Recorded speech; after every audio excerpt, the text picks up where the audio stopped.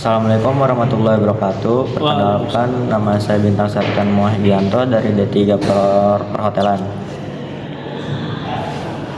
Oh iya, dan saya Huzan Akbar dari D4 Pengelolaan Perhotelan. Kita di sini akan membahas tentang budaya flexing. Betul, flexing. Sebelumnya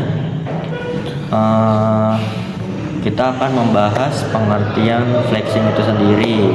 Menurut Mas Fauzan, pengertian flexing sendiri itu apa, Mas Fauzan? Flexing itu apa sih ya? Kayak seakan-akan kita tuh mamerin kekayaan kita sendiri, atau bisa dibilang sih house validasi. House validasi ya. Iya, Oke. house validasi. Berarti flexing itu dia tuh pengen diuji. Oke.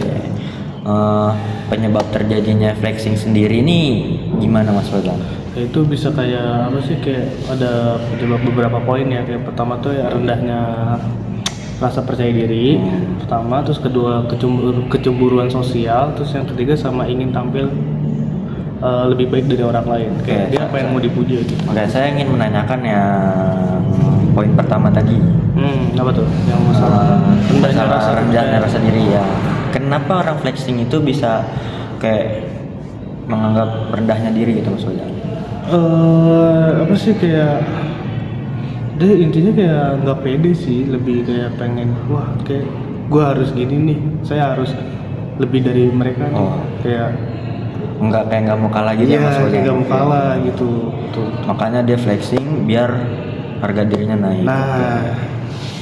Oke, kita akan bahas. Saya akan membahas akibat yang ditimbulkan dari tindakan flexing ini, Mas Fauzan. Akibat? Akibatnya itu apa sih kalau orang kebanyakan flexing media sosial tuh, Mas Fauzan? Jadi dalam akibatnya ya, akibat itu kayak adanya potensi kayak maksa keadaan. Maksa keadaan. Iya, kalau misalnya padahal dia nggak punya apa-apa, tapi padahal, dia memamerin banyak harta padahal dia nggak punya apa-apa. Terus kayak terasa sulit mendapatkan teman, kayak nggak bisa berteman dengan secara umumnya lah gitu. Berarti dia milih teman. Oke. Gitu, dia milih teman. Saya paham. Oke. Nah, terus saya mau menanyakan juga nih, Mas Fauzan, cara agar tidak terjebak dalam fenomena flexing ini gimana ya di era yang sekarang gitu? Ya gimana ya, kita manusia butuh teman, bro. Nggak semua sendiri kan.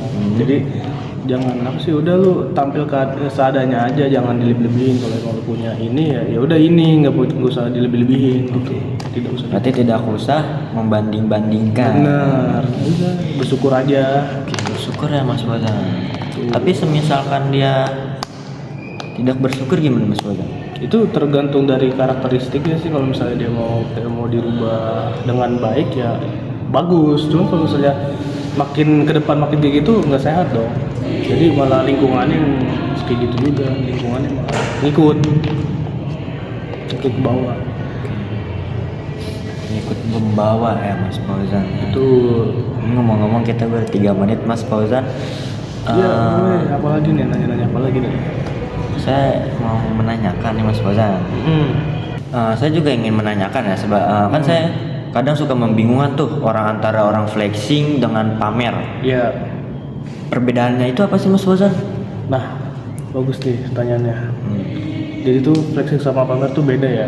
Kayak pamer tuh lebih umum dan dapat mencakup berbagai aspek. Kayak sementara flexing itu lebih fokus ke kemewahan dan keberhasilan. Tapi kan pamer sama flexing itu hampir mempunyai kemiripan ya, sama-sama pamer lah istilahnya. Nah, di situ saya bingung, Mas Fauzan.